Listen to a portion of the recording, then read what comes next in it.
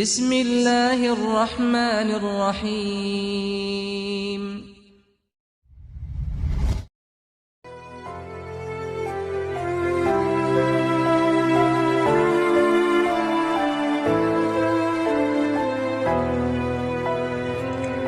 Assalamualaikum warahmatullahi wabarakatuh. Sahabat beriman yang sama-sama mengharapkan ridhonya Allah Subhanahu wa Ta'ala, mari sama-sama kita dengar satu kisah, yaitu kisah-kisah sahabat Nabi Shallallahu Alaihi Wasallam.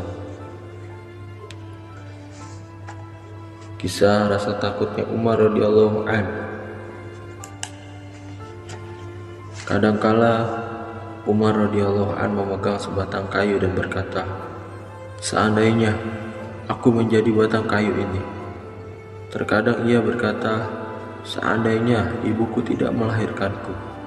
Suatu ketika saat ia sibuk dengan pekerjaannya, seseorang mendatanginya dan berkata, "Si fulan telah menzalimiku.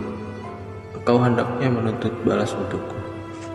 Umar radhiyallahu anhu segera mengambil sebatang cambuk dan memukul orang itu sambil berkata, "Ketika aku sediakan waktuku untukmu, kamu tidak datang. Sekarang aku sedang sibuk dengan urusan lain. Kamu datang memintaku untuk menuntut balasan." Orang itu pun pergi. Lalu Umar radhiyallahu anhu menyuruh seseorang untuk memanggil kembali orang tersebut. Setelah datang, Umar radhiyallahu anhu memberikan cambuk kepadanya dan berkata, "Balaslah aku." Jawab orang itu, "Aku telah memaafkanmu karena Allah." Umar radhiyallahu anhu segera pergi pulang ke rumahnya dan mengerjakan salat 2 rakaat. Lalu ia berbicara kepada dirinya sendiri, "Hai Umar, dahulu kamu rendah, sekarang Allah meninggikan derajatmu. Dahulu kamu sesat, lalu Allah memberimu hidayah. Dahulu kamu hina, lalu Allah memuliakan, dan Dia telah menjadikanmu sebagai raja bagi manusia.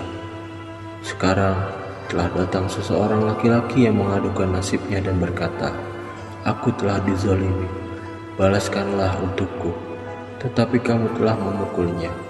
Kelak pada hari kiamat apa jawabanmu di hadapan Rabb-Mu?"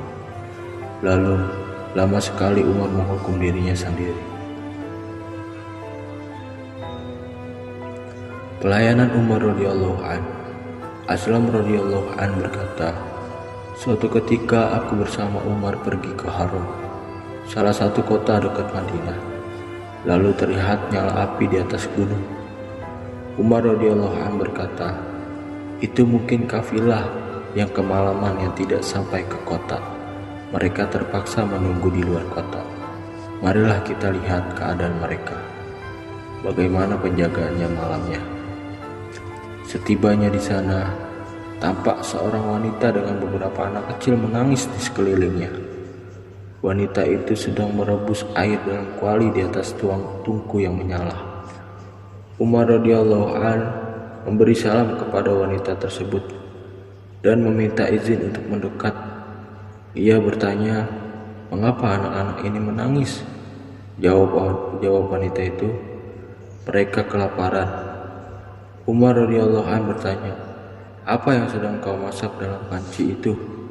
Jawabnya, "Panci ini berisi air, hanya untuk menghibur anak-anak agar mereka senang dengan menyangka aku sedang memasak makanan untuk mereka, sehingga mereka tertidur. Semoga Allah menghukum Amirul Mukminin Umar yang tak mau tahu kesusahanku ini." Umar radhiyallahu anhu menangis dan berkata, "Semoga Allah merahmatimu." "Tetapi bagaimana mungkin Umar mengetahui keadaanmu?" Jawabnya, "Dia pemimpin kami, tetapi tidak memperhatikan keadaan kami." Aslam radhiyallahu anhu melanjutkan ceritanya. Lalu Umar radhiyallahu anhu mengajakku kembali ke Madinah. Ia pun mengeluarkan sekarung gandum, kurma, minyak lemak, dan beberapa helai pakaian, juga beberapa dirham dari Baitul Mal. Setelah karung penuh, ia berkata kepadaku, "Wahai Aslam, letakkanlah karung ini di pundakku." Aku menjawab, "Biarkan aku yang membawanya, ya Amirul Mukminin." Sahut Umar radhiyallahu an, "Tidak, letakkan saja di pundakku." 2-3 kali aku menawarkan diri dengan sedikit memaksa. Ia berkata, "Apakah kamu akan memikul dosa-dosaku pada hari kiamat?" "Tidak, aku sendiri yang akan memikulnya. Dan aku yang bertanggung jawab terhadap hal ini." Aku pun terpaksa meletakkan karung itu di bahunya. Lalu ia bawa karung itu ke kemah tadi dan aku ikut bersamanya. Setiba di sana, ia langsung memasukkan tepung dan sedikit lemak, ditambah kurma lalu diaduk, dan ia sendiri yang menyalakan tungkunya. Aslam radhiyallahu an bercerita, "Kulihat asap mengenai janggut yang lebat. Ia memasak sampai matang, lalu ia sendiri yang menghidangkan makanan itu dengan tangannya yang penuh berkah kepada keluarga itu. Selesai makan, anak-anak itu bermain dengan riangnya. Wanita itu pun sangat senang. Ia berkata, 'Semoga Allah memberimu balasan yang baik. Seharusnya engkau lebih berhak menjadi khalifah daripada Umar.'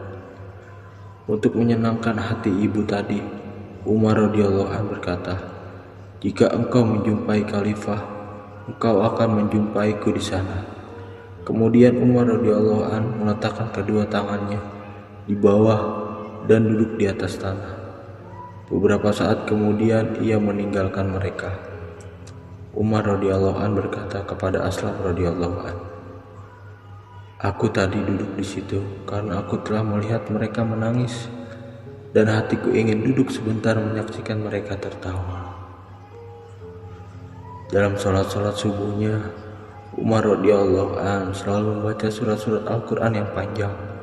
Kadangkala ia membaca surat Al-Kahfi, Thaha, dan surat lainnya sambil menangis terisak-isak, sehingga suara tangisannya terdengar hingga beberapa syaf ke belakang.